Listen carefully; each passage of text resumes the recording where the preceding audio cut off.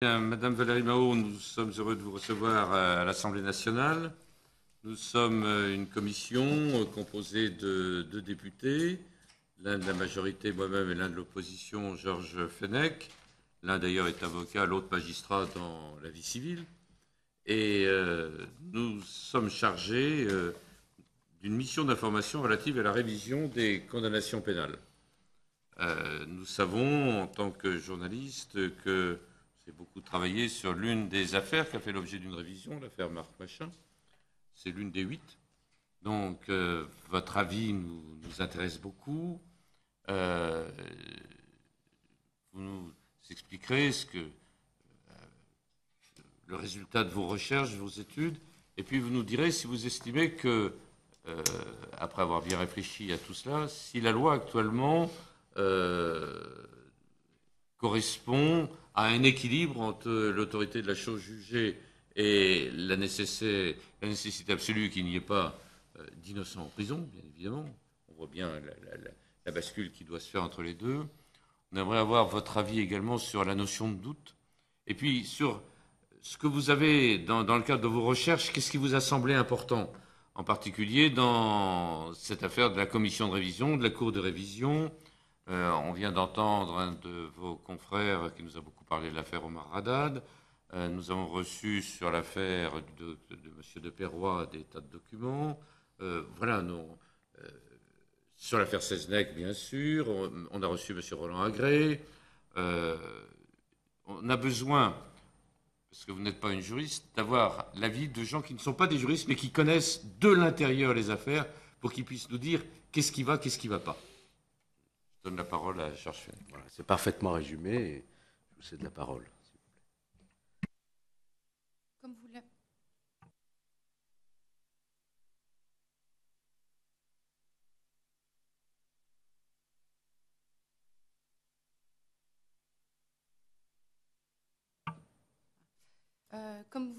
comme vous l'avez rappelé, en effet, j'ai travaillé sur l'affaire du pont de Neuilly, l'affaire Marc Machin.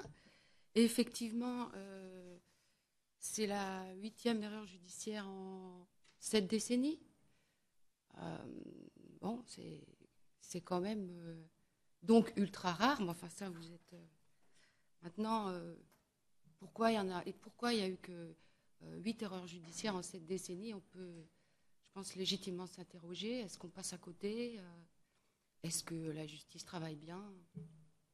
La question, je pense, reste ouverte. Mais en tout cas, l'affaire du pont de Neuilly, elle est très particulière et exceptionnelle en ce sens que c'est le véritable meurtrier qui a révélé l'erreur judiciaire. Sans le véritable meurtrier, sans sa démarche qui a consisté à se confesser, à vouloir se laver de ses péchés, comme il le disait, il n'y a pas d'affaire, il n'y a pas d'erreur judiciaire. Et ça, enfin moi, je n'ai pas la réponse, mais on est obligé de se demander si d'autres meurtriers sont dehors et ont fait le choix, au contraire de Sagno, de se taire, tandis que des innocents sont enfermés. Voilà. Je pense que cette affaire est aussi emblématique, effectivement. Enfin, en me penchant sur le dossier que j'ai suivi pas à pas, vraiment, dès lors que le véritable meurtrier s'est rendu. Hein. Mais bon, je me suis replongée dans la genèse de l'histoire pour mener à bien le travail que j'ai mené. Mais on comprend, enfin, je pense qu'on comprend en étudiant cette affaire le processus de fabrication de l'erreur, hein, cette espèce d'engrenage qui devient presque une machine infernale, de petits éléments en petits éléments, d'étape en étape, on construit une espèce de machine infernale, voilà, avec des tout petits éléments. Ça, je pense que c'est assez frappant dans l'affaire. Ensuite, il y a aussi, enfin, il y a tout l'aspect révision, effectivement. La révision, elle a quand même mis 4 ans, c'est-à-dire qu'entre le moment où le véritable meurtrier s'est rendu et le moment où l'innocent a été proclamé innocent, donc acquitté. Il s'est quand même passé 4 ans. Donc c'était compliqué. Il y avait un calendrier judiciaire. Le calendrier judiciaire a été compliqué par ne serait-ce que une nouvelle incarcération de Marc Machin après sa suspension de peine, et puis par le fait qu'on a tenu à attendre que... Enfin, la justice a tenu à attendre que David Sagno soit déclaré coupable. Ce qu'il fallait attendre, parce que le doute, il était largement présent et depuis fort longtemps. Dès lors que la commission a saisi la Cour, c'était donc à peu près un peu plus d'1 an après les aveux. Le doute, il était archi présent. Et pour autant, la Cour de révision a encore audiencé en mars 2010, donc presque 1 an encore après. Et le procès en révision, si on peut l'appeler comme ça, il a eu lieu en décembre 2012. Donc ça fait 4 années. Février. Ah, ses premières déclarations, pas sa condamnation. Ses premières déclarations. 4 mars 2008. Oui. Oui. Bon, en quelques mots, je vous résume l'affaire, si vous voulez. Oui, oui. Non, mais je vous en prie. C'est un meurtre est commis le 1er décembre 2001 sur le pont de Neuilly. Une femme de 45 ans est poignardée. Il n'y a pas d'indice, pas de témoin, apparemment. En tout cas, les premières 24 heures, rien ne se dégage. Donc la brigade criminelle est saisie de l'enquête et identifie très vite, c'est-à-dire le lendemain matin, un témoin, une femme qui dit avoir croisé quelqu'un pas très loin du lieu du crime, sur une passerelle qui est proche de l'endroit du crime, et qui décrit un type qui l'a abordé de manière assez déplaisante. Elle en dresse un portrait robot. La façon dont il l'a abordé, si inélégante, permet un rapprochement une 8aine de jours plus tard, avec une précédente affaire dans laquelle était impliqué le fameux Marc Machin. C'est là qu'il apparaît, puisqu'il avait été arrêté pour avoir abordé une femme dans ces conditions, dans des conditions similaires. Bon. Donc on fait le rapprochement. La brigade criminelle... alors le témoin dresse ce portrait robot qui, moi je trouve, ne ressemble pas du tout à Marc Machin, mais bon. En tout cas, la brigade criminelle va chercher le suspect 12 jours après le crime, le place en garde à vue. Il a 19 ans, c'est un jeune homme assez mal construit, qui a eu un parcours familial très compliqué. Bon, en tout cas, il est fragile, c'est incontestable, il est fragile. C'est un petit délinquant, patenté déjà, et il se retrouve donc au 36 quai des Orfèvres. Bien sûr, il dit rien, il dit rien, il dit qu'il a tué personne. Son alibi s'effondre très très vite, parce qu'il ne sait pas trop ce qu'il a fait.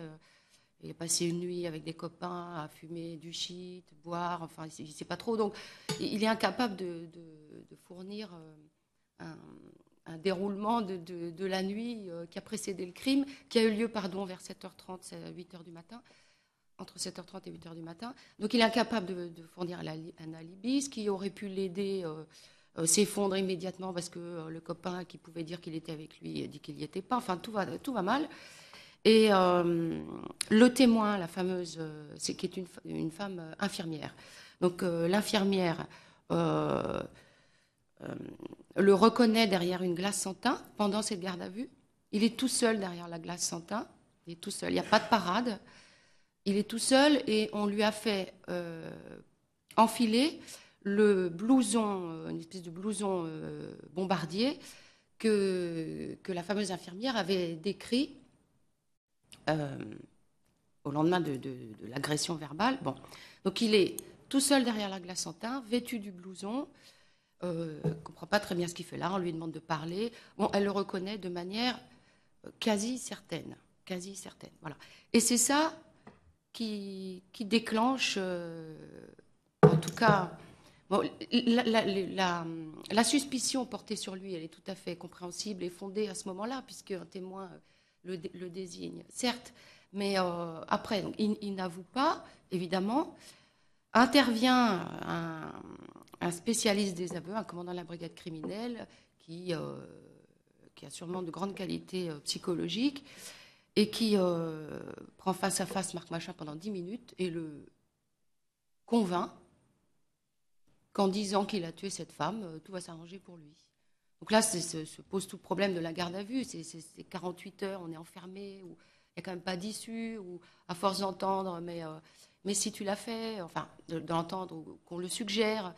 En tout cas, il a fini presque par, pas par y croire, mais par... En tout cas, il a abdiqué. Un autre événement fort regrettable a eu lieu pendant la garde à vue, c'est que Marc Machin affirme qu'on lui a présenté malencontreusement des photos de la victime tuée. La police a toujours dit c'est pas possible, c'est faux, mais reste que Marc Machin a décrit la scène de crime qui n'est pas tout à fait la scène de crime. Ça, c'est fondamental dans l'affaire, puisque il décrit le corps de la victime allongé sur le dos, alors qu'elle était face contre terre quand elle a été tuée. On le sait parce que ce sont les pompiers qui ont retourné le corps. Voilà. Comment peut-il décrire cette scène? Soit il était présent, soit il a vu les photos. Bien. Avec ces aveux qui sont bancals, vraiment bancals, ils ne sont pas circonstanciés du tout, mais sont quand même des aveux. Et fort de ça, le juge le met en examen. Il répète ses aveux devant le juge, ce qui est embêtant aussi. Ils sont toujours aussi peu circonstanciés, mais enfin, il répète. Même devant le juge des libertés, il dit oui, je suis conscient qu'il faut me soigner, j'ai besoin d'aide. Enfin, bon. Et voilà. C'est-à-dire que 48 heures après l'arrestation, l'erreur judiciaire, elle est quasiment... Enfin, disons que la culpabilité de Machin, elle est figée. Elle est figée, vraiment. Il s'est rétracté 3 semaines après, devant le juge. Il a expliqué dans quelles conditions il était passé aux aveux. Bon. Le juge a vérifié tardivement cette histoire de photos, a vérifié tardivement l'intervention du commandant qui s'est faite hors cadre procédural. Mais ça n'a rien changé. Ensuite, Marc Machin, tout jeune qu'il était et tout déstructuré qu'il était, il avait quand même dit, donc, 3 semaines après son arrestation, hein, il avait quand même dit, mais enfin, attendons les analyses ADN, vous verrez bien qu'il n'y a pas mon ADN. L'ADN revient, alors là, encore des mois et des mois après, là aussi, il y aurait beaucoup à dire, parce que ça m'a quand même un temps fou, ces expertises et ces analyses. Et il n'y a pas son ADN, mais rien ne change. Voilà, rien ne change. Un deuxième meurtre est commis pendant la détention de Marc Machin, 6 mois après le premier. Un deuxième meurtre est commis. Les similitudes... je le dis, moi, qui suis extérieure et qui ne fait qu'observer. Alors, évidemment, je le dis aujourd'hui, mais enfin, les similitudes, elles sont évidentes, elles sautent aux yeux. Maintenant, sur le moment, en tout cas sur le moment, la police n'a pas considéré les similitudes, sauf un capitaine, mais ce qu'il a consigné sur procès-verbal est resté dans le dossier et n'a visiblement pas beaucoup intéressé. Le juge d'instruction, pas du tout. Pas du tout. Pour lui, ça pouvait pas être, si similitudes il y avait, ça pouvait pas être Marc Machin puisqu'il était en prison. Voilà, point final. Voilà, l'affaire, c'est ça, c'est à peu près rien d'autre. Et avec ce dossier, on va à la cour d'assises. Marc Machin, il est toujours lui-même à la cour d'assises, encore plus virulent, remonté, et il se défend extrêmement mal. c'est-à-dire qu'il braille son innocence au lieu de l'expliquer. Enfin bon.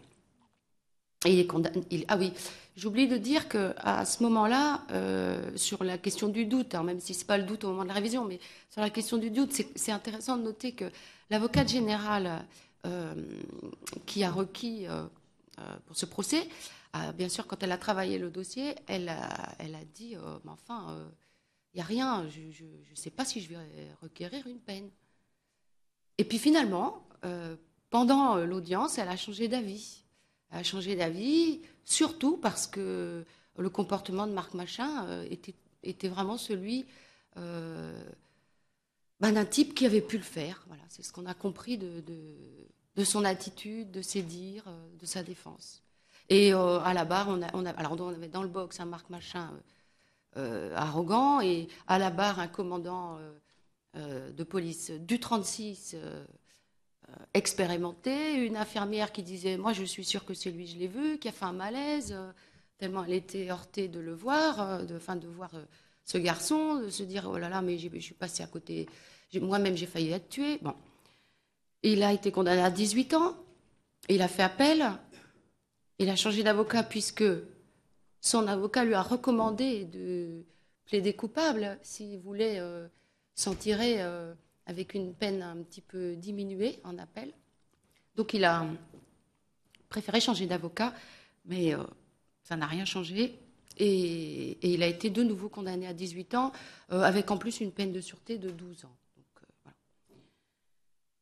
L'affaire était terminée. À ce moment-là, on est en 2005, donc je vous rappelle que le meurtre est de 2001. On est donc à l'automne 2005, au moment du procès d'appel.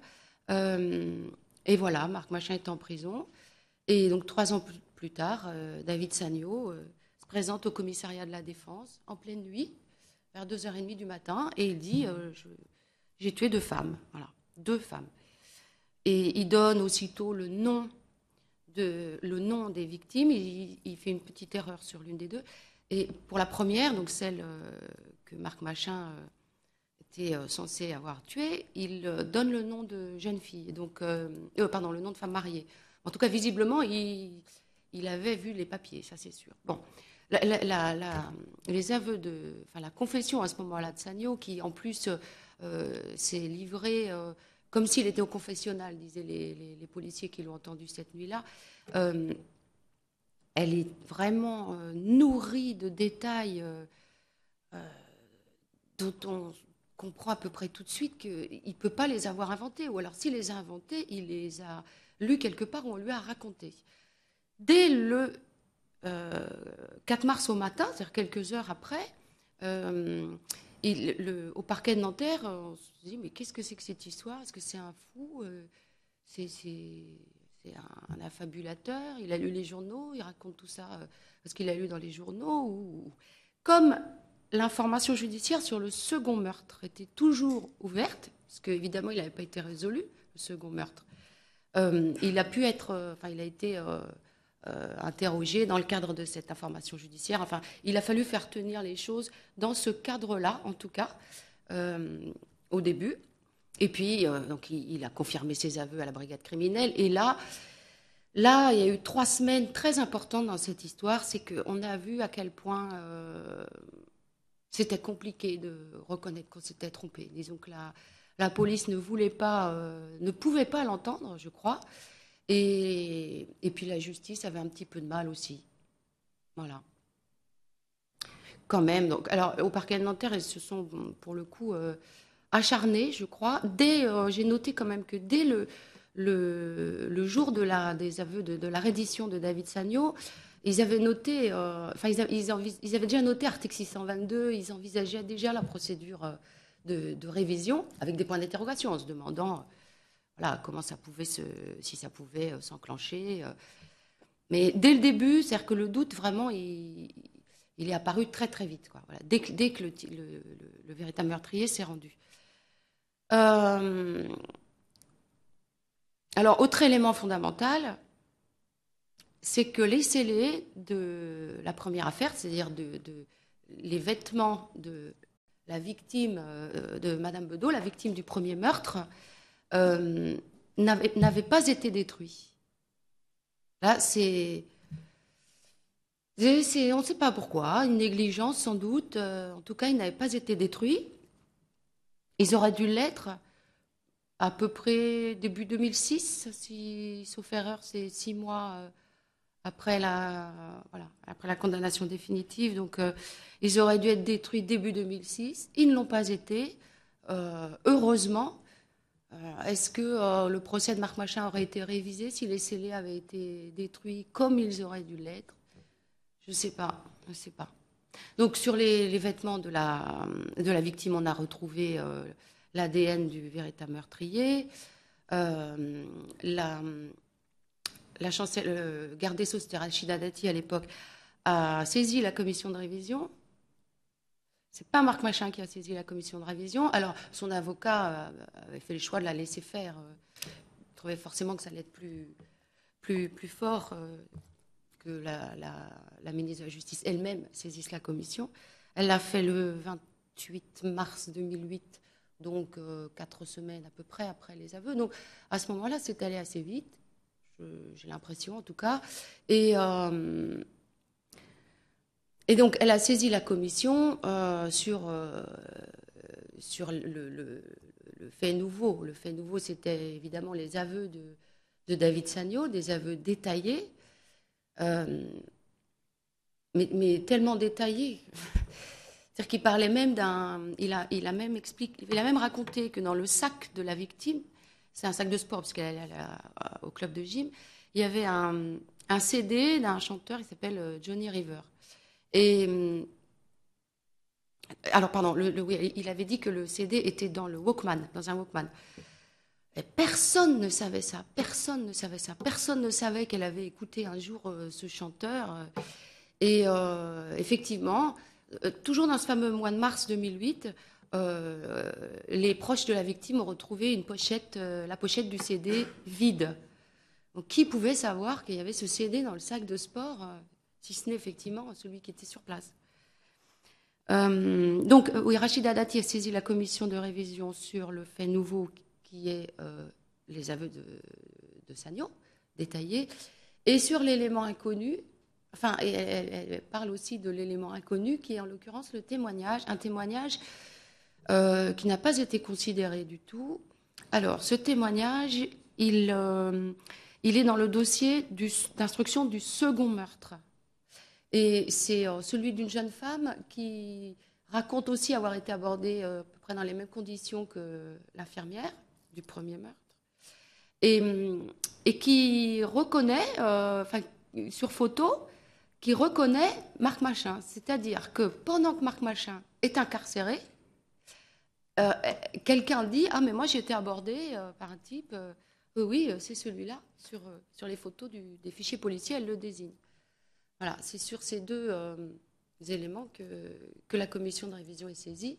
Et là, la commission a fait un travail d'instruction, et qui est assez particulier en ce sens qu'il se nourrit de l'instruction qui est ouverte à Nanterre et qui vise directement David Sagno. Vous me suivez?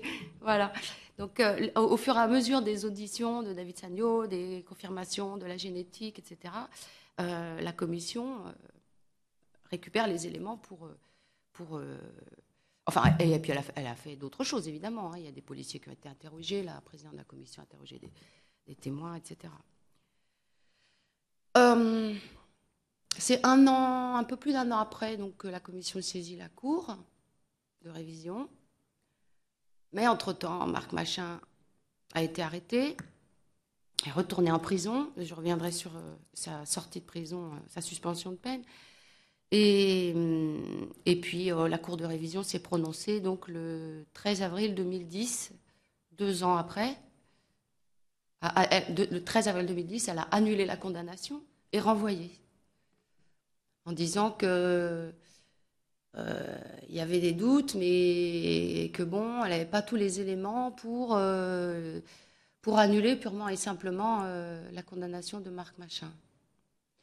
Sur la période de suspension de peine, je pense que...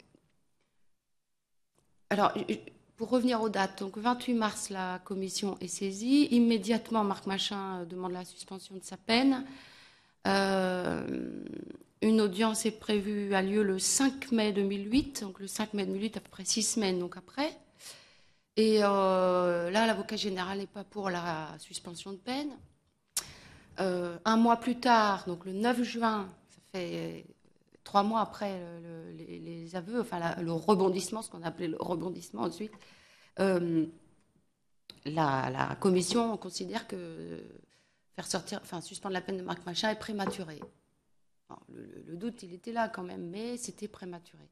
En fait, je crois qu'on attendait non plus d'avoir des doutes, mais ou d'empiler les doutes, ou de renforcer les doutes, mais on attendait surtout d'avoir la certitude que c'était David Sagno, plus exactement, je crois. Voilà. Et cette certitude, elle est arrivée avec une expertise génétique, celle d'un ongle de la victime, sous lequel le laboratoire a retrouvé les traces de David Sagno. Voilà. Ça s'est arrivé entre c'est ce qui a déclenché la suspension de peine et c'est ce qui a convaincu en tout cas la commission de suspendre la peine de Marc Machin et de lui permettre de sortir de prison. Oui, 1er juillet 2008. Voilà. Ensuite, le procès, donc encore une fois, il a eu lieu en décembre 2012, mais entre-temps, c'est évident que la Cour voulait que David Sagno soit jugé avant. Il fallait qu'il soit, il fallait qu'il soit déclaré coupable avant que le procès de Marc Machin ait lieu. Enfin, il fallait. C'est ce que la Cour voulait. Est-ce qu'il fallait pour le coup, je ne suis pas sûre du tout, moi, mais en tout cas, c'est ce qui s'est passé. Pour preuve, de toute façon, le 13 avril 2010, le jour où la Cour de cassation s'est prononcée pour la révision, elle a pris la même décision pour Loïc Séché, qui avait été accusé de viol, condamné pour viol, et lui, il a été rejugé en juin 2011. Vous voyez, donc, bon. Donc, février 2012, David Sagno est jugé à Nanterre pour les 2 crimes. Il est condamné à 30 ans. Là, déjà, on a eu... bien sûr, c'était son procès, mais ça a été aussi en partie le procès de l'erreur judiciaire. C'est-à-dire qu'il y a une longue matinée des 4 jours d'audience qui a été consacrée à l'affaire Machin.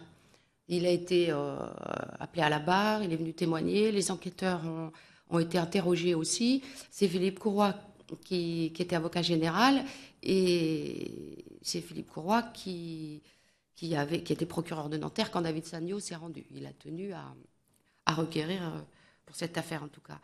Et dans ce qu'il disait, c'est qu'il fallait, pour condamner Sagno, il fallait revenir sur l'affaire Machin et définitivement entériner que c'était une erreur judiciaire. On ne peut pas le dire comme ça, mais moi je le formule comme ça. Lui non, mais il fallait qu'on comprenne comment l'erreur s'était produite et surtout qu'on comprenne que les deux hommes ne se connaissaient pas, puisque ça c'est une thèse qui a longtemps perduré. Ils devaient se connaître. Bon, non, ils se connaissaient pas, c'est sûr. Personne n'a raconté à l'autre quoi que ce soit. Et à ce procès, le témoignage à la barre de Marc Machin devait le confirmer, si vous voulez. Voilà. Donc on a eu déjà... Pardon. Une question. Bon, entre le moment où il est condamné et le moment où le véritable coupable se dénonce, est-ce qu'il y a eu des demandes de révision? Est-ce que des avocats ont... Aucun avocat n'a... Est-ce que lui, il est... Rien.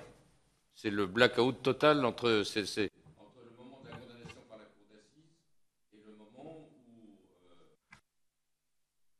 le coupable vient, c'est-à-dire le 27... en 2008... le 3 mars 2008, c'est-à-dire qu'entre le 30 novembre 2005 et le 3 mars 2008, il n'y a rien eu.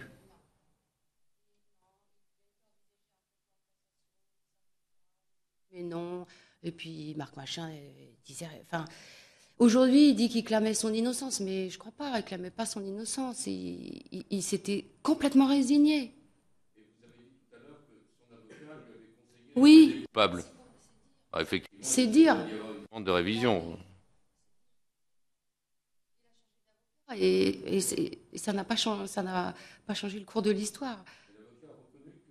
Oui, bien sûr. Oui.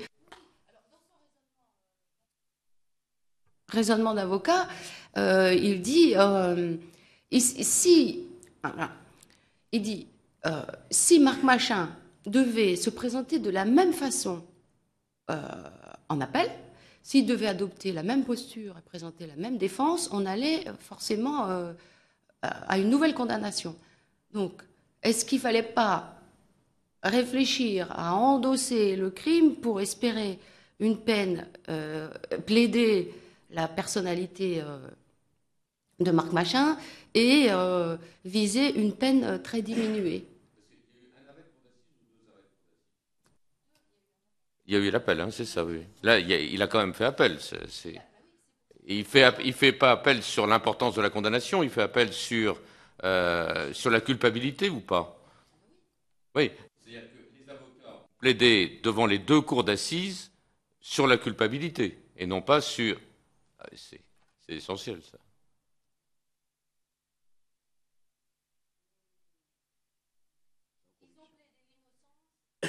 Et, enfin, ils ont plaidé le dossier vide ou faible, mais surtout la personnalité de Marc Machin.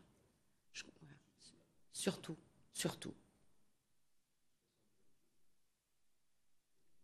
Ah, mais pas du tout. Mais alors, physiquement, vous voulez dire? Ah, mais pas du tout. Bon, il y avait une possibilité de confusion entre Machin et Sagno. Aucune. Il y en a un qui est blanc et l'autre qui est noir. Et comment se fait-il que l'infirmière l'ait reconnu avec autant de certitude? Bon. Ah, il y en a un qui est blanc, l'autre qui est noir. Oui. Ah oui, d'accord. Non, mais Ouais. non, mais l'infirmière, elle n'a pas croisé le véritable meurtrier, pour le coup. Elle a croisé quelqu'un. D'aucuns souhaitent que ce soit toujours Marc Machin, mais à la limite, même si c'est Marc Machin, mais moi, pour moi, c'est pas Marc Machin, c'est sûr. Mais même si c'était Marc Machin, elle l'a croisé, elle n'a pas croisé à côté de la victime, elle l'a croisé plus loin. Voilà. Ah non, non, mais je crois qu'il y a quelqu'un.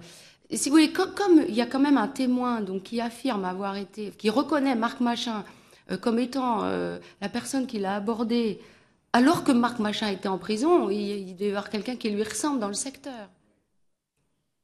Enfin, c'est comme ça que j'ai compris les choses. Hein. Sur l'ADN, c'est une période où l'ADN, ça existe. La victime, on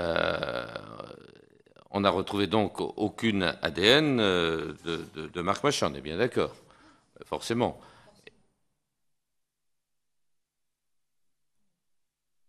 Alors même que la manière dont le crime a été commis démontre qu'il y a eu des coups de grâce, des coups terribles, enfin, je lis ça là, des lésions où il y a forcément de l'ADN qui reste. Il avait avoué. Il avait avoué vraiment. À ce stade, si on comprend bien l'analyse que vous faites de la construction, la fabrication, non volontaire bien sûr, hein, de l'erreur judiciaire, c'est le fait que Marc Machin avait une personnalité fragile, qui s'est retrouvé en garde à vue face à un commandant particulièrement chevronné, expérimenté, qui a réussi à l'amener à passer des aveux.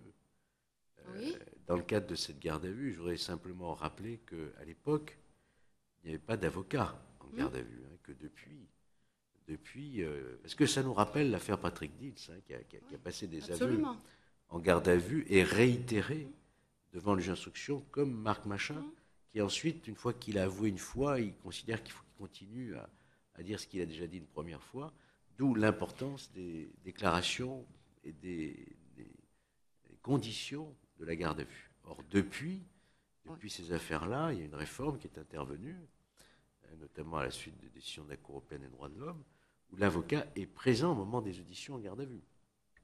Oui, mais Depuis la réforme, il y a un autre suspect qui a avoué ce qu'il n'avait pas fait. Je ne sais pas si vous vous souvenez des meurtres ce qu'on appelait l'affaire des meurtres de l'Essonne. Il y avait un type qui a été arrêté pour meurtre. Il avait tué une femme dans un parking. Enfin, non, il avait tué. C'était le postulat. Et après, l'arme a continué de tuer alors qu'il était en prison. Bon, là, l'avocat était en garde à vue. Mais en l'occurrence, il est quand même passé aux aveux. Moi, je pense que l'avocate, en l'occurrence, n'était pas présente constamment. Bon, en tout cas, il a quand même avoué. Après la réforme. Ce qui m'intéresse, c'est votre position de dire que s'il n'y avait pas eu ces aveux donnés, non, les aveux donnés par le véritable assassin, Marc Machin serait toujours en prison.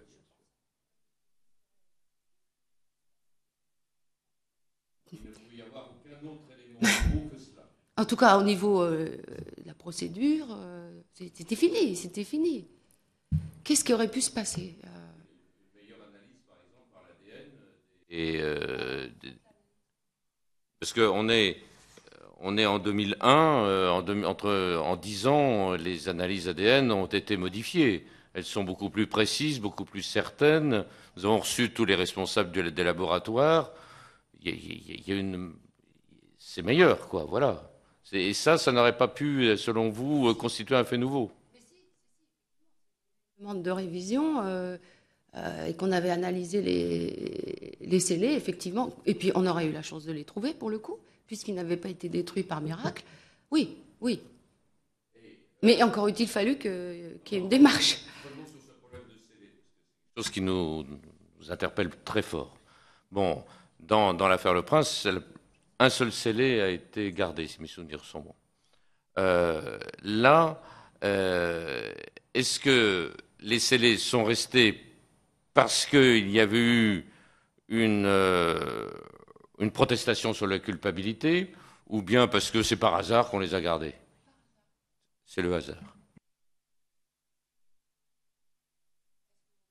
Demander la destruction, est-ce que, je sais pas, est-ce que ça a été demandé et puis que la personne chargée de le faire l'a pas fait, je ne sais pas. Mais c'est vraiment le hasard. Posé, ça nous interpelle très fortement, ce problème de scellés. Il nous a été proposé 2 solutions.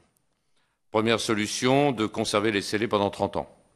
Deuxième solution, de les conserver sur une période de 5 ans, renouvelable, sur la demande de l'accusé. Est-ce que c'est... Parce qu'il y a un coût, bien sûr. Est-ce que, d'après vous, et uniquement dans les affaires où il y a contestation de culpabilité? Ça me paraît... 30 ans, ça me paraît sacrée organisation pour conserver des scellés pendant 30 ans dans toutes les affaires criminelles. Ce serait ça? Bon, je pense que... faut quand même... les scellés sont importants quand la culpabilité est contestée, quand l'affaire peut revenir, quand on peut en avoir de nouveaux besoins. Il ne l'avait pas contesté, Machin, vous avez raison. Il ne contestait pas avec force sa culpabilité, sa innocence. Mais à la fin, quand on lui a donné la parole en dernier, qu'est-ce qu'il a dit? Vous ne savez pas? Donc il a dit que ce n'était pas lui. Oh, si,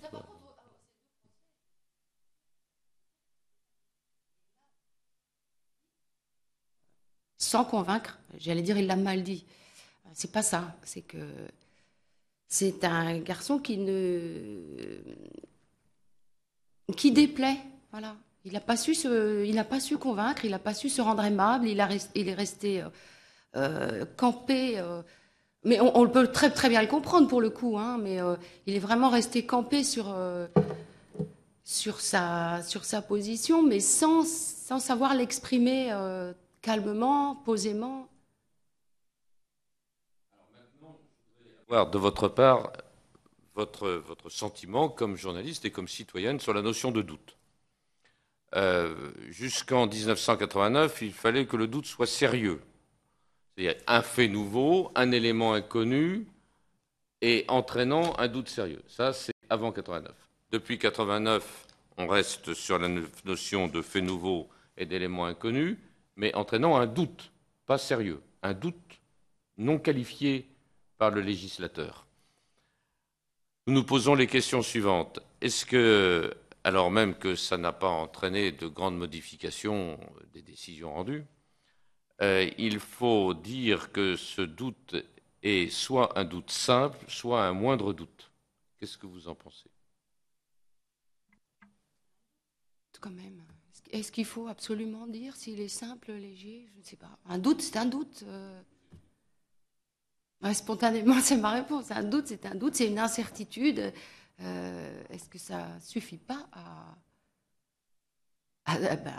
l'incertitude doit suffire à douter de la culpabilité, je pense. Maintenant, s'il faut préciser, parce qu'on n'est pas suffisamment... Est-ce qu'il faut préciser, en effet, que le doute, le moindre doute suffit pour éviter que la cour de révision ne tranche que quand elle a plus de doute du tout, finalement? C'est ça le truc, oui. Ben oui. Dans votre affaire, cette affaire-là, on a le sentiment que la cour de révision enfin, ils ont quand même, la commission elle a quand même statué quand même assez rapidement, hein. Mais que la cour de révision a attendu qu'il y ait la culpabilité déterminée de l'autre et qu'à partir de ce moment, effectivement, on n'est même plus dans le 4e cas là. C'est deux personnes condamnées pour le même fait, c'est pas possible. Il s'est passé combien de temps? Il s'est passé 4 mois entre la déclaration de culpabilité de Sagno, enfin le fait qu'il se déclare le 4 mars 2008, et la suspension de peine qui intervient le 1er juillet 2008. Il s'est passé 4 mois entre le fait qu'on ait quelqu'un qui vient de s'accuser et le moment où on libère Marc Machin. Ça vous paraît un délai long?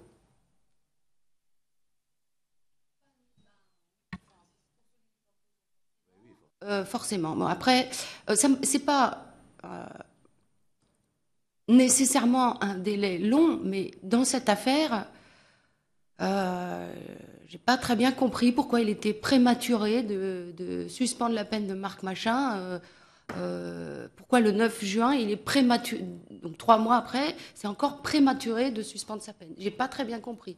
Sauf à penser que la justice savait qu'elle allait devoir assumer une erreur judiciaire et que c'est pas facile du tout et que il est allé doucement.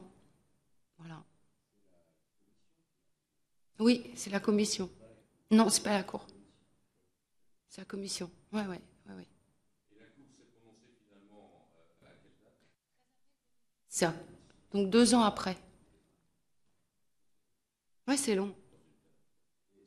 Aussi, on peut se poser la question, pourquoi, avec tous les éléments qui établissaient l'innocence de Marc Machin, pourquoi a-t-elle choisi la cour de révision de renvoyer devant une nouvelle cour d'assises et ne pas se contenter d'annuler purement et simplement, d'après vous?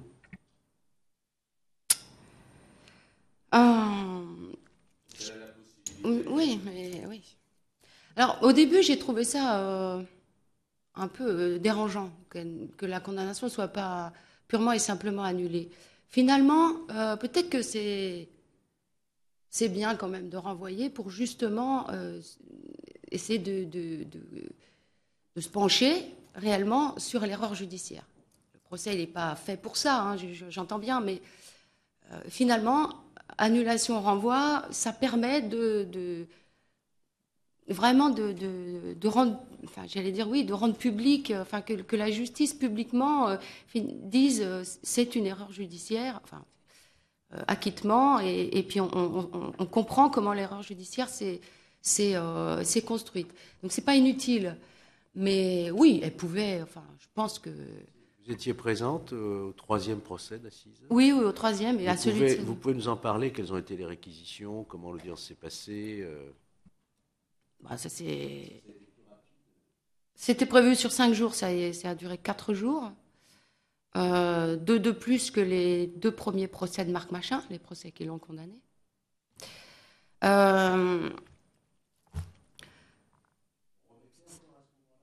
On remettait encore en ce moment-là en question son innocence à travers les les questions qui étaient posées par l'avocat général, le président de la cour d'assises? Est-ce qu'on s'est contenté de constater l'erreur judiciaire ou est-ce qu'on a vraiment refait un procès, quoi? On s'est contenté on a constaté l'erreur judiciaire, mais en essayant de sauver la face.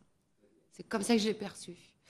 Ben, c'est-à-dire que alors le commandant qui a aidé Marc Machin à passer aux aveux n'est pas venu. Il n'est pas venu. Bon, pour raison de santé, soit. Le juge d'instruction, je suis désolée de le dire, mais le juge d'instruction, il est resté sur sa thèse, sur les aveux, tout le temps. Il n'a pas envisagé autre chose. Quand le deuxième meurtre a eu lieu, il a dit, mais ça ne peut pas être Machin puisqu'il est en prison. Oui, mais alors peut-être c'est quelqu'un d'autre. Enfin, bon. Le juge d'instruction n'est pas venu non plus au procès en révision. Mais si. Oui, non, mais convoquer le président de la cour d'assises peut envoyer une escouade les récupérer. Pas fait ça, non. Ben, parce je crois qu'il était malade. Il avait un arrêt de travail jusqu'au début janvier. C'était en décembre. Tous les deux. Il y avait une épidémie à ce moment-là. Et les deux sont tombés malades. Bon. Donc, comment s'est passé le procès voilà, c'était quand même fort regrettable que deux personnes qui... Alors, je ne pense pas qu'elles allaient se faire...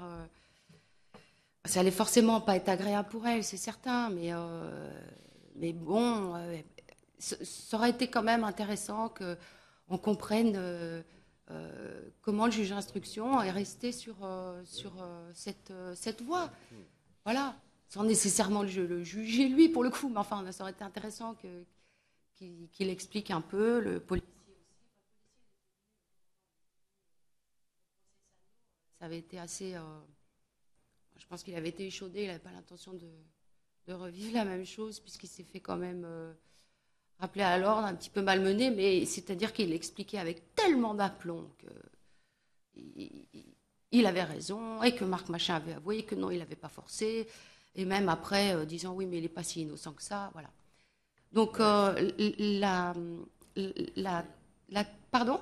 C'est effrayant. Ah oui, un petit peu, oui.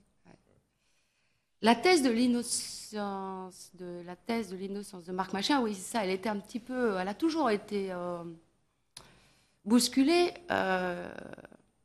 aujourd'hui encore, je pense, par ceux qui voudraient au moins continuer de dire, mais c'est pas possible. Il était sur le pont. Au mieux, en tout cas, ceux qui étaient sûrs que c'était lui, au mieux aujourd'hui, ils disent, il était sur le pont, il a vu quelque chose. Enfin bon, quand bien même il aurait vu, ça va.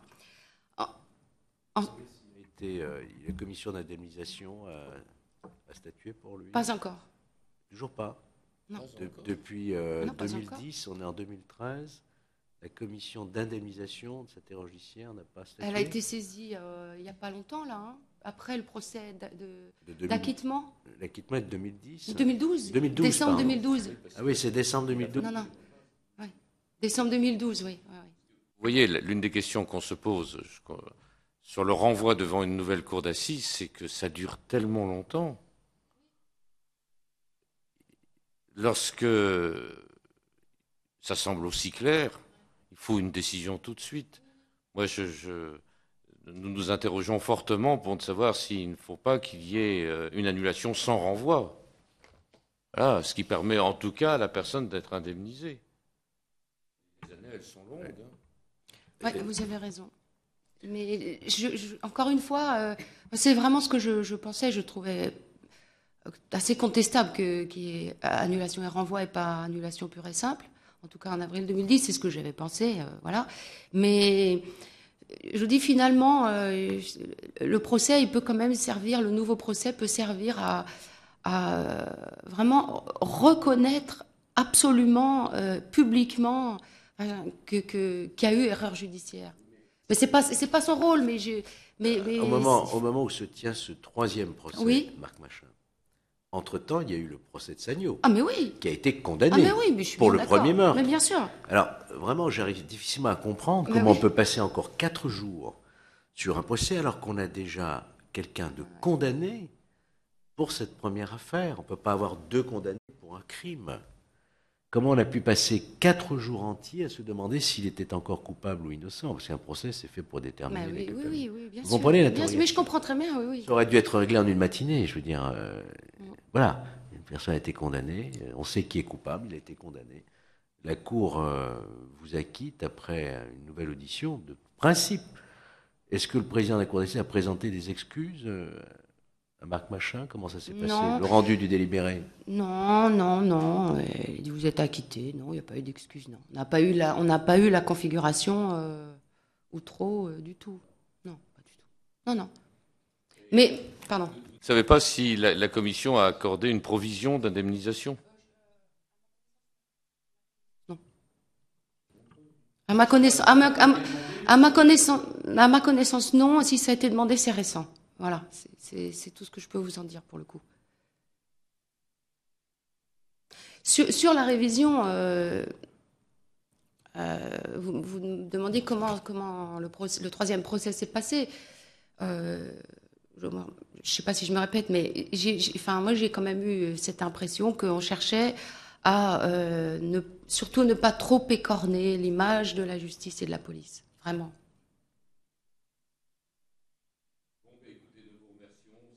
Merci à vous. C'est vraiment intéressant tout ce que vous avez dit. Moi, bien sûr, si vous voulez terminer, nous vous remercions de tout ce que vous nous avez indiqué. Est-ce que vous avez écrit un livre ou... Oui, je crois que oui, parce que nos administrateurs nous ont dit qu'effectivement vous avez fait. On va se le procurer parce que je voudrais absolument lire ce que vous avez écrit. Je tiens à vous remercier, madame.